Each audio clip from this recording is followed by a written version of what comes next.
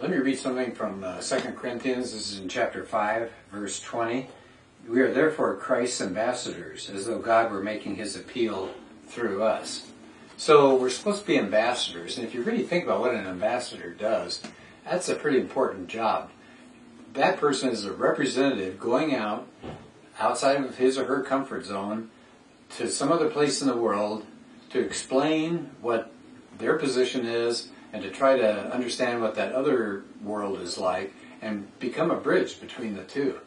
And so I would suggest there are three things that are qualities of a good ambassador: knowledge, wisdom, and character. And I got these from Greg Koukl's organization, Stand to Reason. And I just wanted to flesh them out just a little bit, let you see what we're talking about here. So we're supposed to be people of knowledge. I mean, think about it. Every ambassador is supposed to know something about his or her own country. So if one of us was to go over to another place and they say, what's with this electoral college stuff? You better understand how electoral college works. That's your home ground. You better know it. And so we need to know two things. One, Christianity, far better than we know it. And we need to know the secular world. So I've got a big list, I'll be glad to send it to you, of good resources for Christian apologetics to know more about the Christian view, theology, its history. All these things are so important.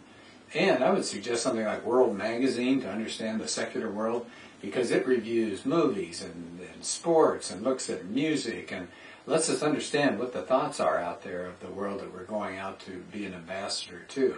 So knowledge is important. Number two, wisdom. Wisdom is not the same as knowledge. Wisdom puts knowledge into practice, doesn't it? And I think about the number one thing as far as wisdom would probably be listening, being a good listener. We're so eager to dump information on people, but especially for those of us that might be a little tentative, we're far better off. Ask questions and then just listen and don't even make judgments. Just find out, oh, so you got into the LDS church. Why'd you get into the church? We don't even have to say why we think it's wrong. Just, what are your thoughts? And so listening is crucial. It makes that connection so powerful between you and some other person. And then certainly there are tactics that we can use. I talked about this in some of my other presentations, but think about the two tactics of asking these two questions. What do you mean by that, and how did you come to that conclusion? So the first one, what do you mean by that, just says, could you explain it to me so I understand your position? I'm not arguing. I just want to know what your position is.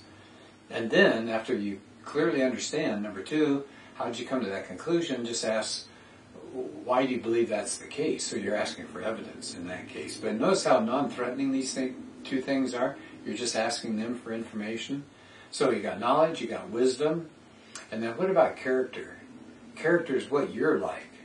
And I would say three things that we ought to work on. One is humility. Somebody once said Christians are just beggars that are telling other beggars where the food is. So we have no superiority. There's no difference between male and female and bond and slave and Gentile and Jew. This is what Paul talked about. We're all together in this. And so there's no need for some kind of arrogant attitude. So humility is crucial. Secondly, I think as far as good character, we need to build relationships. Those real quick put-downs and real quick apologetics issues where you think you've really knocked somebody down, that doesn't build a relationship. And so this may take some time. So you may just ask a few questions at first, get them thinking, put a stone in their shoe, as Koukl says, and begin that relationship and see how deep it gets and see if you can begin to move into good, solid, meaty spiritual conversations. And then finally, respect, as far as part of this character business goes. We want to respect these people. They're made in the same image of God we are. These are fellow human beings. They're not targets. They're not opponents. They're not people we're seeking to defeat through arguments. We don't want to belittle. We ought to have a lot of respect and show a lot of respect. Let me end by giving you the rest of that verse. So it says that we're supposed to be Christ's ambassadors. Let me finish this. As though God were making his appeal through us. Well, what appeal is God making through us? We implore you on Christ's behalf. This is the message. We implore you, be reconciled to God. What a great message, huh? That's the most beautiful thing about an ambassador. It says, you know, we've been at war. You've been fighting us. We've been fighting you. Let's have peace. And how do we have peace? Jesus Christ provides the reconciliation between the two. What a great message. So our ambassador job is wonderful. Think about knowledge, think about wisdom, and think about character as we interact with people this week.